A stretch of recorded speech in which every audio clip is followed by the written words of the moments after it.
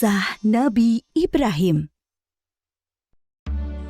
Nabi Ibrahim lahir dan dibesarkan di Padang Aram, daerah Irak, dan termasuk dalam wilayah kerajaan Babilonia.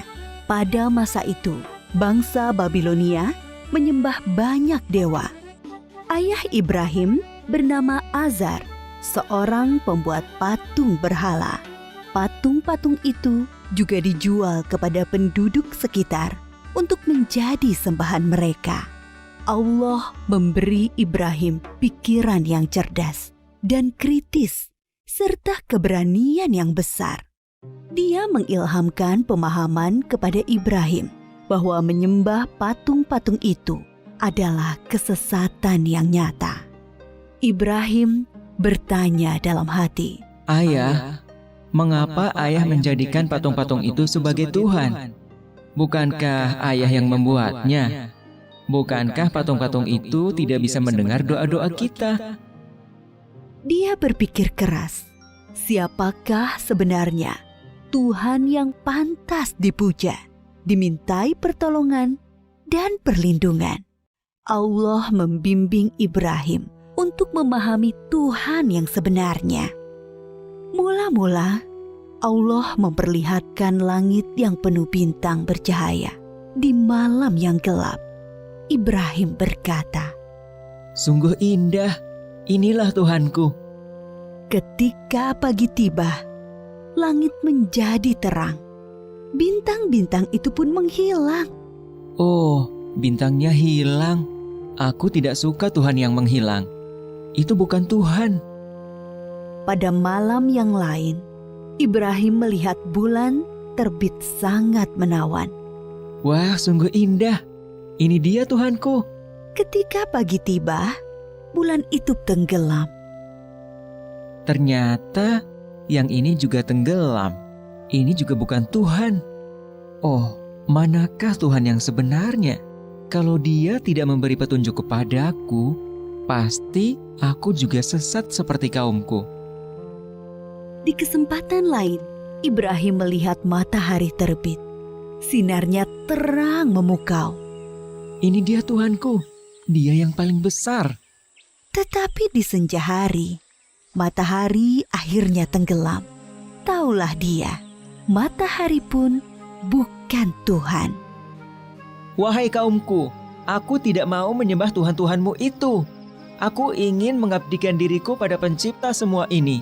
Dia berusaha membuka pikiran kaumnya atas kesesatan mereka selama ini. "Paman, patung-patung apa ini? Mengapa semua menyembahnya?" "Dari dulu leluhur kita menyembah Tuhan-Tuhan ini." "Iya benar, bapak-bapak kita pun menyembah semua ini." "Kalau begitu, kalian dan bapak-bapak kalian salah besar." "Hah? Kamu ini ngomong sungguh-sungguh atau bercanda?" "Sebenarnya Tuhan kita adalah pencipta langit dan bumi." Dasar anak muda ngelantur." Ibrahim bersumpah dalam hati akan menghancurkan patung-patung berhala itu untuk membuktikan kesalahan mereka. Suatu hari, ada perayaan keagamaan kaum Ibrahim. Setelah memberi sesaji kepada berhala, mereka pergi semuanya keluar kota. Ibrahim tidak mau ikut rombongan itu. Ketika semua sudah berangkat agak lama, diam-diam Ibrahim menuju tempat pemujaan berhala yang berisi banyak patung. Dia melihat makanan sesaji untuk berhala-berhala itu masih utuh di hadapan tiap patung-patung itu. "Mengapa kamu tidak makan? Mengapa kamu tidak menjawab?" Ibrahim bertanya, lalu memukul patung dengan tangannya. Tentu saja, patung-patung itu tetap diam. Ibrahim mengambil kapak, lalu menghancurkan patung-patung itu. Dia hanya menyisakan sebuah patung yang paling besar dan mengalungkan kapaknya pada lehernya. Ketika kaumnya pulang dari luar kota, mereka melihat patung berhala mereka hancur. Sontak mereka berteriak, kaget, gempar seluruh kampung. Bergegas semua orang terutama para pemuka kaum, menuju tempat pemujaan berhala. Oh, siapa yang melakukan ini pada Tuhan-Tuhan kita? Kurang ajar! Kami dengar ada anak muda yang membenci Tuhan-Tuhan kita. Ibrahim namanya. Bawa ke sini anak itu. Maka Ibrahim digiring ke hadapan para pemuka kaumnya. Disaksikan halayak ramai.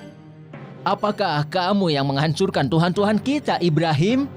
Yang menghancurkan patung-patung itu adalah patung yang besar ini. Bukankah dia membawa kapak? Tanya saja dia kalau bisa menjawab. Orang-orang yang mendengar jawaban Ibrahim pun tersadar.